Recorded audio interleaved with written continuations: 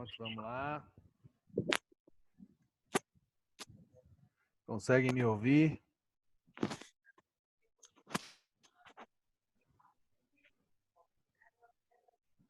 Ótimo. Vou esperar ver se o pessoal entra.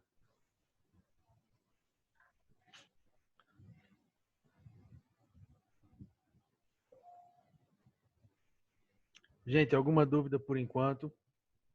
Alguma coisa que eu não consegui tirar a dúvida?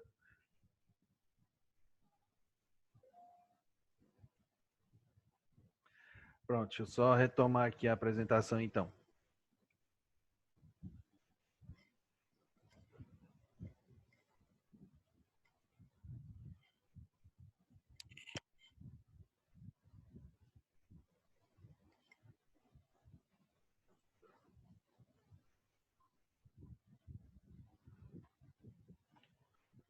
Só um instante.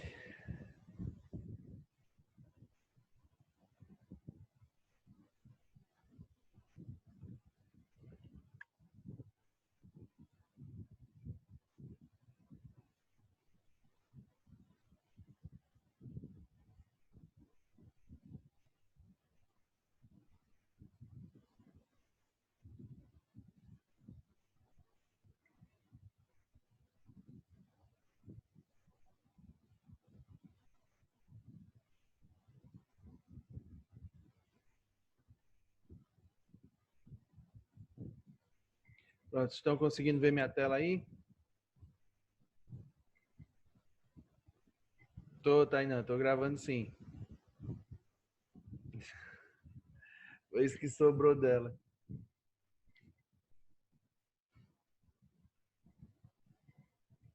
Diga, Lisângela.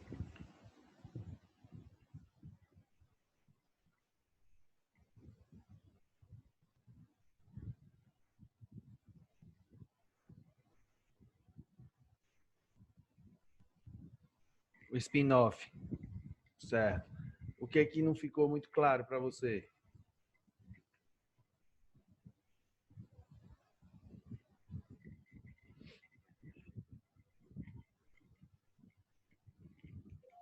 Um exemplo de spin-off. Certo. Quando se trata de empreendedorismo interno, não há, certo? Não há uma função específica, não há uma atribuição específica, não existe, como é que eu posso dizer, um exemplo específico, tá? Para a gente dizer, ó, essa função é um exemplo de empreendedorismo interno, é um exemplo de spin-off.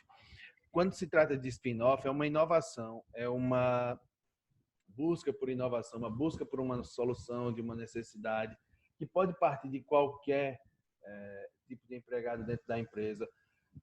Spin-off a gente vê, só para fazer uma comparação com uma outra área para ver se facilita. Spin-off a gente vê, por exemplo, em séries. Você vai ver séries que são derivadas de outras séries. Vamos supor, tem uma série que você assiste que tem um personagem muito bom, que ele se destaca muito. É natural que você perceba que algumas séries, elas migram, elas transformam aquele personagem numa série só e fazem um spin-off com ele. Quando se trata de um colaborador, é quase a mesma coisa. É como se um cara se destacasse tanto dentro da empresa que eu começasse a dar mais visibilidade para ele. Mas uma visibilidade, obviamente, assim como na série, também eu vou cobrar resultados. Então, essa pessoa ela vai se destacar pelas sugestões que ela dá. Essa pessoa vai se destacar pelas contribuições que ela pode dar para as necessidades da organização. Nesse caso, a gente não visa nenhuma necessidade lá fora de início. Pode ser mesmo uma necessidade que a empresa tem de melhoria, como o ciclo PDCA, que foi comentado por uma das colegas, como pode ser também uma oportunidade que a empresa não vislumbrou. E a pessoa foi lá e identificou que isso era possível. Então, isso é um tipo de empreendedorismo interno, de empreendedorismo spin-off. Deu para ficar claro? Não vai ter uma função específica, não vai ter uma categoria profissional específica para isso.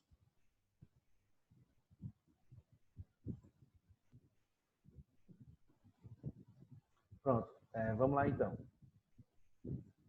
A gente tinha parado aqui nesse quadro que eu tinha falado para vocês que ele vai pegar características que você tem e misturando elas você tem um perfil do profissional. Por exemplo, você pega aqui criatividade baixa e habilidade gerencial e conhecimento em negócios baixo.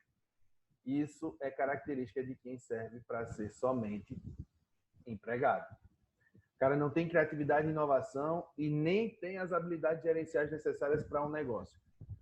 Ele não serve para outra coisa senão para assumir as funções de empregado. Agora, por exemplo, um cara que ele tem uma alta criatividade e inovação, mas ele tem pouco conhecimento de gestão. Esse cara é um inventor. Ele serve para inventar coisas, agora não necessariamente para geri-las, certo? Um executivo, já aqui no canto inferior direito, ele tem uma alta habilidade gerencial e conhecimento do negócio, mas ele tem pouca criatividade e inovação. Isso é muito natural de acontecer. Ninguém é obrigado a ser um empreendedor, não, que tenha alta criatividade e inovação e alta habilidade gerencial, não.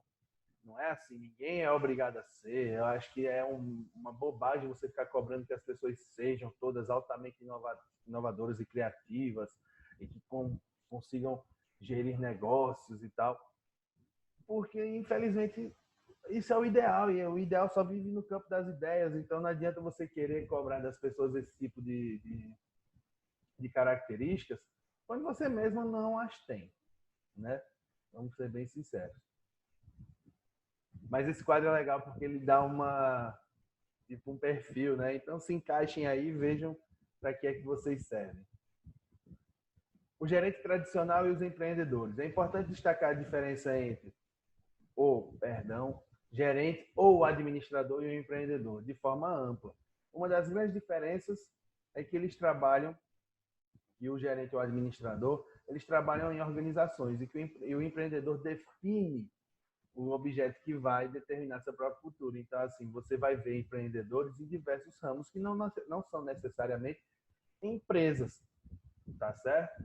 É legal você ter essa visão mais ampla, porque senão você acaba achando que qualquer empresário é empreendedor.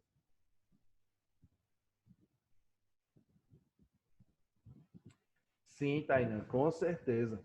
Tem muita gente boa que não tem espaço para mostrar o potencial que tem. Isso é verdade. Infelizmente, aí é onde eu vejo muita gente empreender porque fica, perdão da expressão, de saco cheio de trabalhar para os outros e não ser reconhecido. Isso aí é bem comum mesmo. Só que aí uma coisa é trabalhar para os outros, outra para si mesmo, né? Então, também não dá para você dizer que o que estava impedindo necessariamente o aflorar do empreendedor em você era o outro, era o patrão e tal. Mas eu entendo sim sua consideração. Em outras palavras, apesar das similaridades nas funções empreendedoras e administradoras conceituadas desde a abordagem clássica pelos atos de planejar, organizar, dirigir, controlar. Olha aí, quem é do P1 aí, ó, tá vendo? Ó? O que a gente está estudando lá em teorias da administração está aqui agora. Existe o diferencial visionário característico dos empreendedores. Os administradores tradicionais, os gestores tradicionais, eles são muito bons em manter o status. Eles são muito bons em manter o que já existe, o status quo. Eles são muito mais conservadores. Eu, por exemplo, eu me encaixo muito mais nesse perfil. Não me considero assim empreendedor, não. Agora, os empreendedores, por outro lado, eles já têm esse perfil de provocar rupturas no mercado, de provocar rupturas no status quo, no que estava estabelecido. Então, o cara vem com uma ideia que subjuga as outras, isso causa desconforto nos tradicionais, certo? E, geralmente, no nosso mercado hoje, a gente vê isso partir muito mais de pessoas mais novas. E aí, aqueles mais velhos já vão com todo o preconceito para cima delas, já fecham portas e tal, e matam as ideias ali.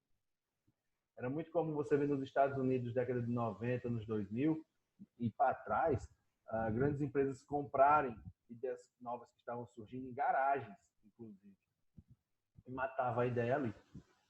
Você nunca vai ver algumas ideias que foram criadas em garagem porque, infelizmente, foram compradas e sufocadas.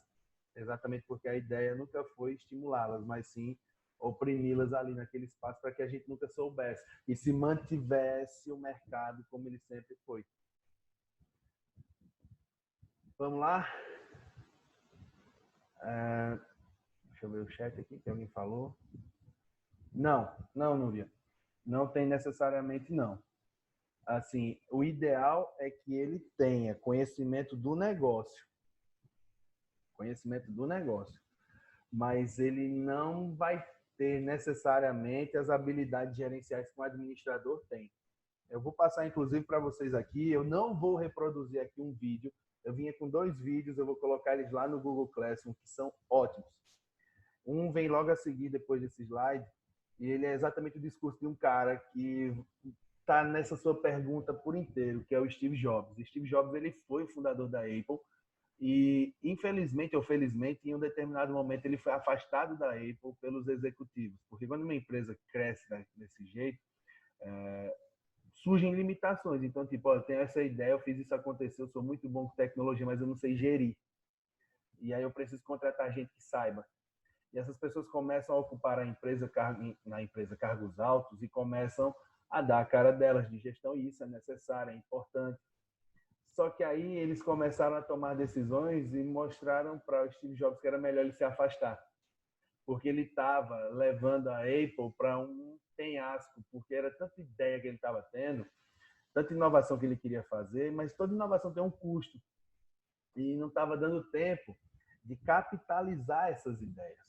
E aí o que foi que eles convidaram ele a fazer? Sair. O cara foi expulso da própria empresa por causa de decisões que ele estava tomando e que não eram saudáveis para a gestão do negócio.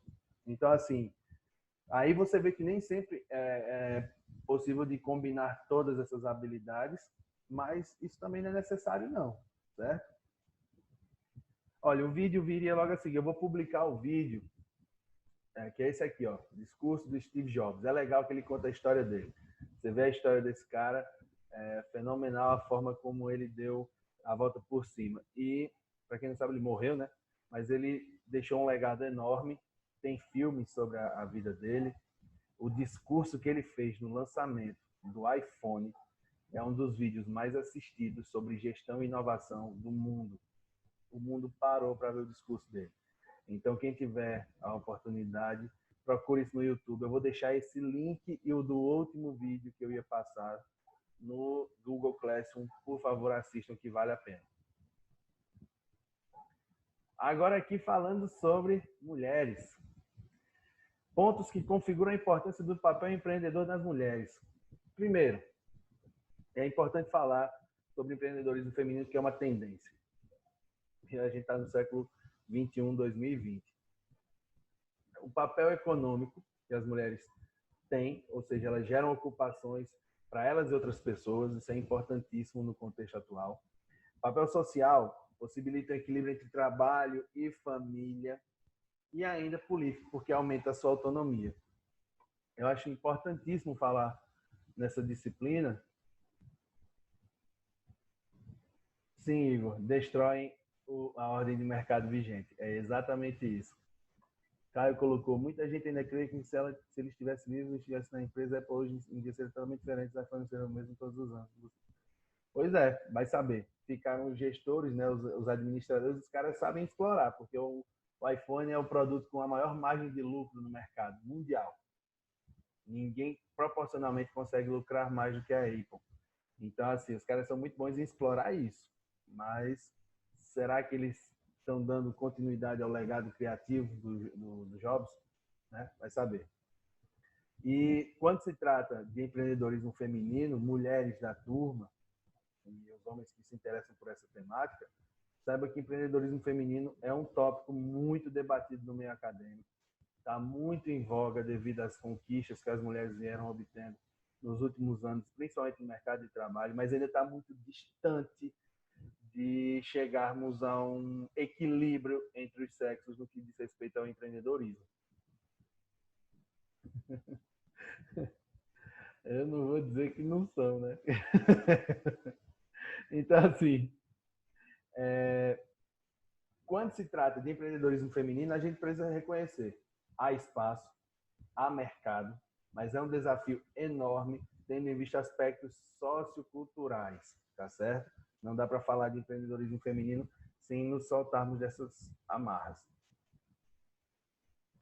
Olha aqui, ó, o tipo de atividade masculina e feminina. Olha aqui, ó, dividido por gênero, o empreendedorismo aqui no nosso país. Comércio varejista, as mulheres dominam.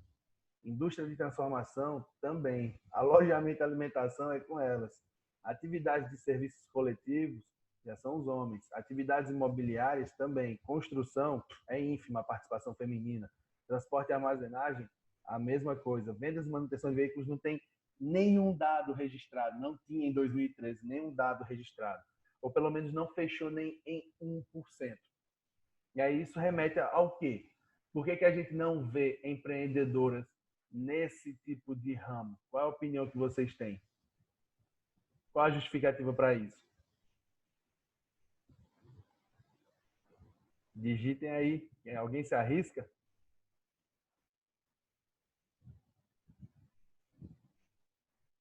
Por que o ramo de transporte e armazenagem, ou perdão, de vendas e manutenção de veículos não tem uma participação feminina tão expressiva ou minimamente expressiva? Vejam aí que não tem nem percentual.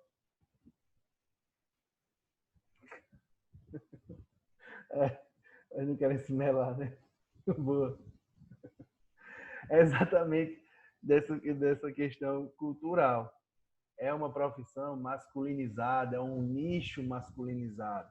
Você pode até ter a grana e ter o conhecimento, mas você tem que superar a barreira cultural.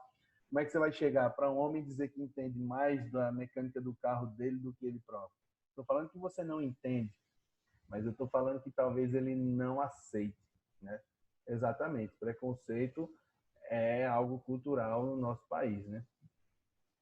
Comércio atacadista, empatadas, e olha só, residência com empregados, 16%. Trabalho doméstico é um nicho onde a gente vê uma diferença maior. Você pode procurar nos outros aí, gente. Até no feminino, que bate 33% contra 19%, em termos percentuais, não é nem o dobro. Agora, quando eu venho para residência com empregados, 16%, é 8 vezes mais do que os homens. E isso também reflete um aspecto cultural. Pois é, Jama, são depoimentos como esse que reforçam isso que a gente está falando, né? E o aspecto cultural predomina, sim, nesse retrato do empreendedorismo. Isso é em qualquer país, tá? Infelizmente ou felizmente, é assim que funciona. Mas não quer dizer que é certo. Características do novo empreendedor. Com o desenvolvimento tecnológico, especialmente da internet, surgem empreendimentos em setores tradicionais, renovando o modelo dos negócios e apontando novos segmentos. É óbvio que um divisor de águas foi o surgimento da internet. O e-commerce provocou mudanças significativas na forma como as empresas surgem atualmente. O e-commerce, a internet e as startups, né? As tecnologias diversas que surgiram e que facilitam o desenvolvimento de novos negócios. Agora, olha que interessante quando você vê essas características do novo empreendedor. Uma característica dele é trabalhar como gosta. Não é por isso, e não é à toa, perdão, que a gente vê cada vez mais pessoas jovens abandonando seus empregos. Porque elas não aguentam trabalhar de um jeito engessado, amarrado, privado de oportunidades de melhorias, privado de oportunidades, que é o segundo ponto, de crescimento. Eu sei que eu vou começar, tem gente que visa isso, tem gente que presta concurso para morrer trabalhando naquilo ali, eu não quero mais ter um desafio na minha vida a não ser dentro daquela função ali. Eu não quero mais ter que trabalhar com outra coisa. Eu não quero nenhuma responsabilidade a mais. Para mim tá bom do jeito que tá. É errado, é certo? Cabe a cada um decidir o que quer fazer. Mas hoje o que a gente vê é que os novos empreendedores eles procuram oportunidade para crescer e às vezes a empresa é pequena demais para eles. Possibilidade de retorno financeiro não é somente o salário, não, é enriquecimento. Começou como uma diversão e cresceu, então os novos empreendedores também, muitos deles iniciaram em contextos de lazer. Você pega os youtubers, são um exemplo claro disso. Não queria ter um chefe, Isso acho que muita gente já ouviu falar. Influência da família e dos amigos, ou então 1% ele não teve alternativa, que é o pior. Por que que a gente pode dizer, então, que existem tão poucos empreendedores de alto impacto no nosso país? É um questionamento interessante, tendo em vista que eu aposto que vocês vão concordar comigo que o Brasil tem necessidade em diversas áreas. Não é querendo ser do contra, mas vocês hão de convir que a gente tem muita necessidade para ser suprida. Mas por que que falta, né, empreendedores de alto impacto no nosso país?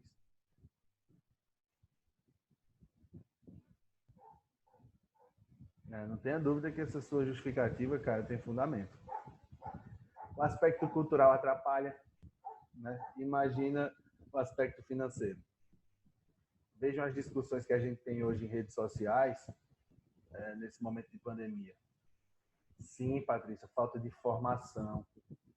Com certeza, o conhecimento na área que quer atuar é fundamental para que você possa, inclusive, conhecer os riscos do seu negócio. Mas o brasileiro ele investe mais em estética do que em educação, então isso também já é um retrato pesado e negativo contra a gente mesmo. Mas isso é uma questão que eu quero deixar para que vocês reflitam. Vendedor de água que faz a propaganda para o Santander. Eita, essa daí eu não vi, não. Vou procurar. É uma propaganda que está passando na televisão, é?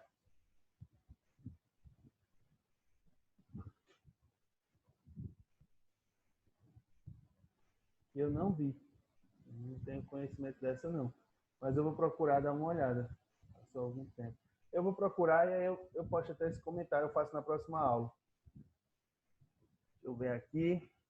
O fato de uma ideia ser ou não única tem tanta importância que importa muito.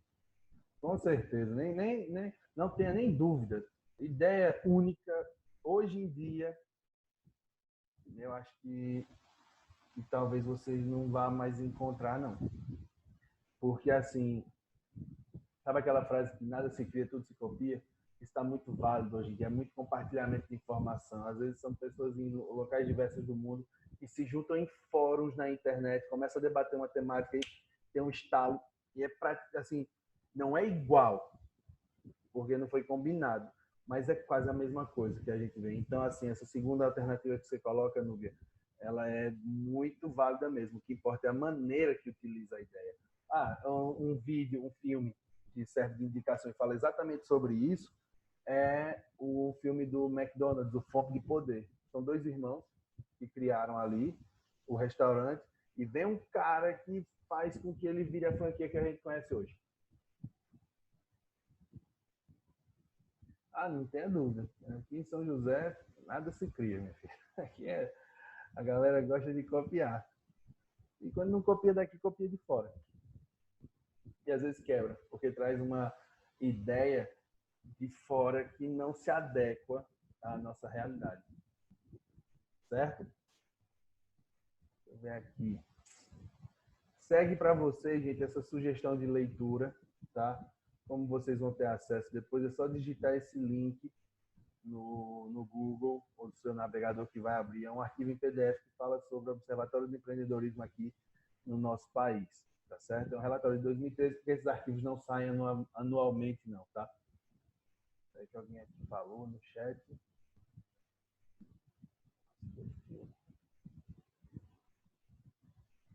Fome de Poder. O nome do filme tem na Netflix, inclusive. Fome de Poder. É o filme do McDonald's. Certo? Pegou o nome aí, Patrícia?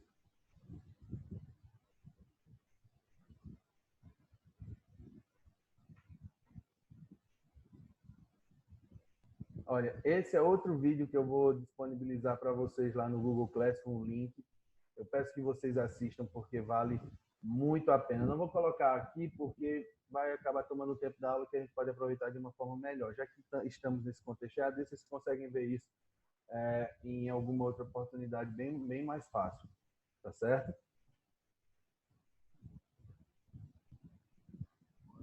Bom, gente, era isso que eu tinha para passar para vocês hoje, tá? Esse material aqui foi produzido com base no texto que eu vou publicar lá no mural.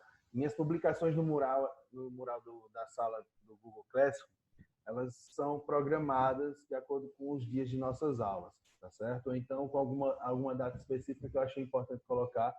E aí o que é que acontece? Não fiquem esperando que eu dê um comunicado de que foi publicado algo lá no mural, porque ele pode aparecer pelo e-mail mesmo, vai ser informado a vocês. Já tem algumas atividades programadas, inclusive a atividade da próxima semana, certo? E o que acontece é o seguinte, deixa eu fechar isso aqui e deixar de compartilhar a tela para eu poder passar algumas coisas com vocês. É o seguinte, deixa eu olhar aqui, tá? Eu abri aqui e eu peço que vocês prestem atenção para isso que eu vou dizer agora. Hoje, dia 30 de março, a gente está tendo a aula que antecederia a avaliação, caso a gente estivesse tendo aula presencial, certo? Dia 4 de abril, que cai numa sexta-feira, sábado, perdão. Dia 4 de abril vai estar disponível para vocês lá no Google Classroom o arquivo de um artigo que ele é base dessa nossa segunda unidade, certo? Vão lá no dia 4, baixem esse artigo e façam a leitura dele. Tudo que foi discutido aqui, algo mais vai estar lá também, alguns conceitos. Faça a leitura com calma, façam seus destaques, quem puder imprimir, imprima, se não puder, não tem nada, você grifa no próprio Adobe mesmo, você faz os destaques, mas faça essa leitura. Passem isso para os demais. No dia 6, de hoje a 8, vocês vão ter uma avaliaçãozinha, certo? A gente vai fazer uma avaliação lá no Google Classroom por meio de um questionário. Entendido? Vocês vão entrar lá no Google, não vai estar disponível agora, vai estar disponível somente no dia 6, no horário de nossa aula. Ele vai estar lá com as instruções, vocês vão abrir e vão responder ao formulário, tá certo? O formulário tem questões abertas e fechadas com base no artigo que eu vou publicar lá no dia 4. E gira em torno de tudo isso que a gente conversou ao longo das aulas presenciais e esse nosso encontro e o artigo básico. Deu para entender? Alguém está com dúvida sobre essa atividade do dia 6? Responda no chat.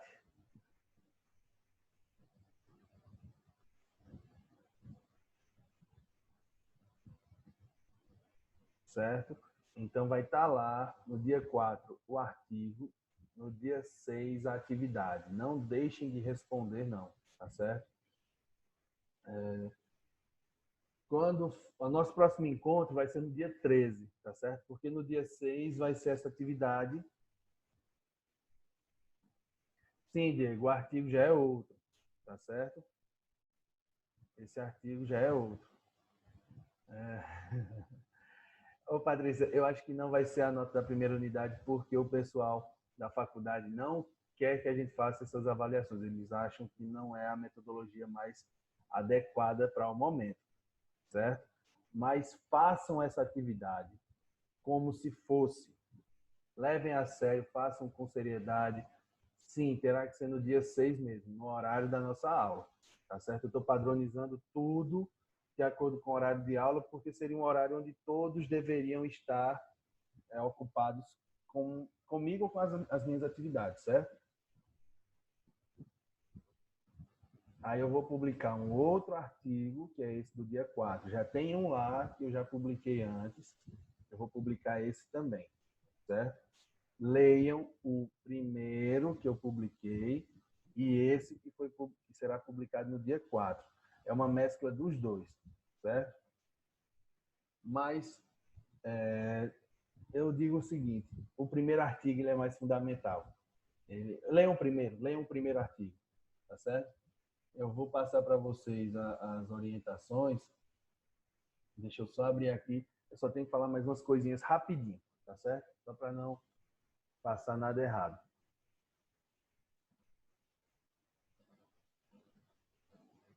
Só um instante.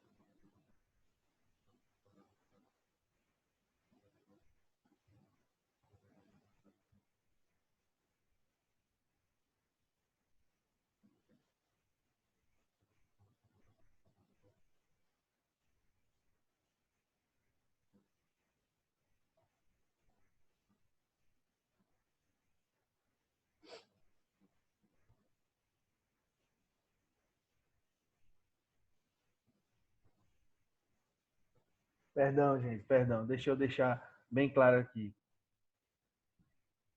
Tempo limite para fazer? Isso, é só dia 6 mesmo. Só dia 6 que pode fazer, porque seria a data da nossa aula, certo? Só no dia 6 poderá ser feito. O artigo que já está lá no mural, o artigo que já está lá no mural, ele é que vai ser base da nossa avaliação. Perdão, é que eu estava vendo questão de outras disciplinas aqui e me confundi. Perdão. O artigo que está lá no mural, ele é o artigo base dessa avaliação. Ele já está lá no mural, tá certo? O primeiro artigo é o de baixo, conceito e definições, certo? Exatamente o que vocês já tiveram acesso. Entendido? Esse é o artigo que vocês vão usar para fazer a leitura da primeira atividade que vai ser postada no dia 6. Entendido? A atividade do dia 6, a atividade avaliativa do dia 6 é respondida com base no artigo de Baggio e Baggio, que já está lá no mural. Certo? Entendido?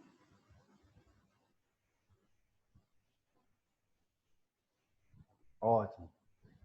Quando for no sábado agora, dia 4, vai sair no mural mais uma publicação de um outro artigo. Ele é a base da nossa segunda unidade. Ele não cairá na prova, não cairá nessa primeira atividade avaliativa, tá certo? Entenderam o que eu quis dizer? Pronto, ótimo. Tá certo? Dia 6, então, estejam conectados, entrem no Google Classroom, a atividade vai abrir às 6h30. Às 6h30, certo? Quando for de 10 horas, eu vou encerrar o questionário e vocês não poderão mais responder. Tá? Preencham de acordo com o que está pedindo lá. Muito cuidado com as respostas. Levem a sério, tá bom? Porque isso daí é muito mais importante para vocês no momento. Ok? Deixa eu ver o que mais aqui. No dia 13, de segunda a 8, de hoje a 15, aí a gente retoma as nossas aulas aqui como estávamos fazendo. Ok? Alguma dúvida? Ficou algo que eu não expliquei direito? Vocês têm alguma coisa que gostariam de relatar? Ficou alguma dificuldade? Vamos usar esses últimos minutos aí para eu fazer um feedback até desse nosso momento. Ficou ruim? Deu para entender? Assim, me passem essa impressão de vocês.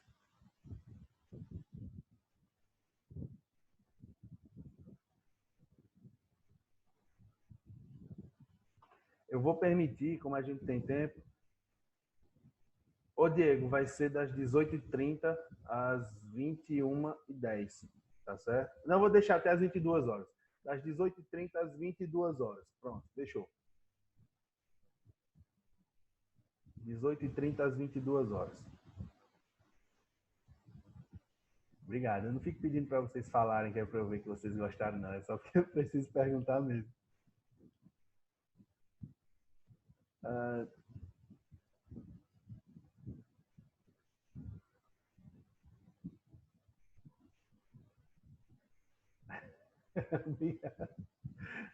Tem muita gente vendo isso. Só uma coisa. por favor, tem pouca gente participando do Google Sala de Aula. Ó, o que a gente tem hoje são 33 pessoas, gente. 33 alunos. Eu sei que aqui ninguém tem responsabilidade, né, sobre as, vamos dizer assim, as tarefas dos outros, mas como vocês se conhecem, entrem em contato com o pessoal, falem com eles, usem o código da turma. Você entra no Google Classroom, eu vou compartilhar minha tela aqui e vou mostrar para vocês. Pois é, tem 39 aqui no Zoom e 33 lá. É fogo, né? O código que você usa para entrar na sala é esse aqui. Eu vou digitar no chat.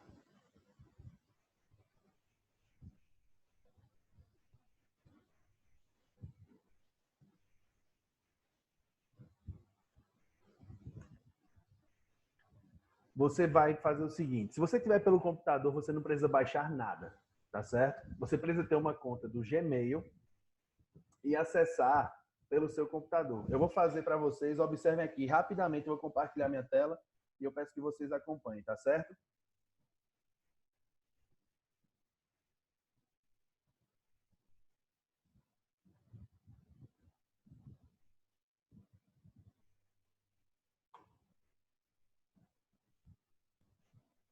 Só um instante, vai agora.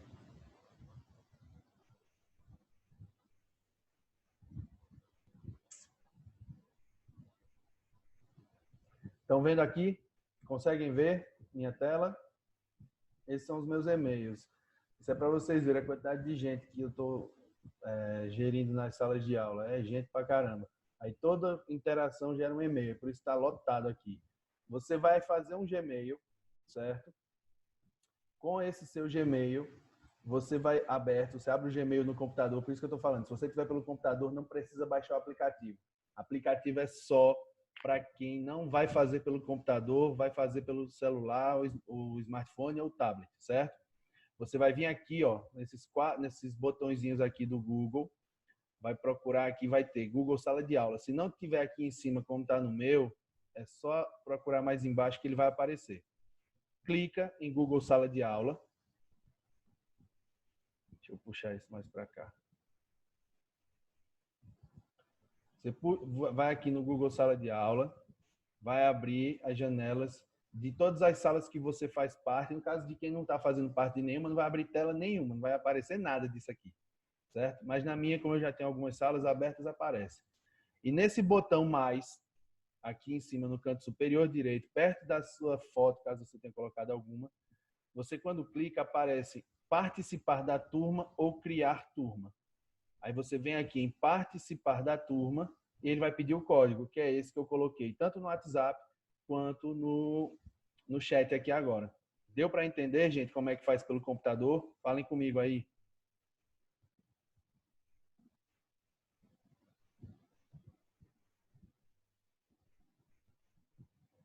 Deu para entender? Pronto. É assim, pelo computador é assim, tá certo? Se você for pelo aplicativo, vai ser pelo telefone, você digita lá, você abre o aplicativo, clica para participar da turma, ele vai pedir um código, você digitando o código já vai funcionar, tá certo?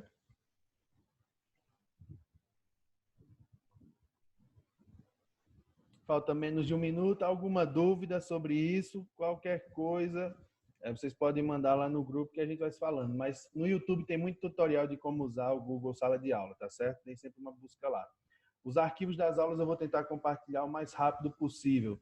Lembre-se da atividade do dia 6, o artigo vai ser publicado no dia 4, mas o artigo para responder a atividade do dia 6 já está lá.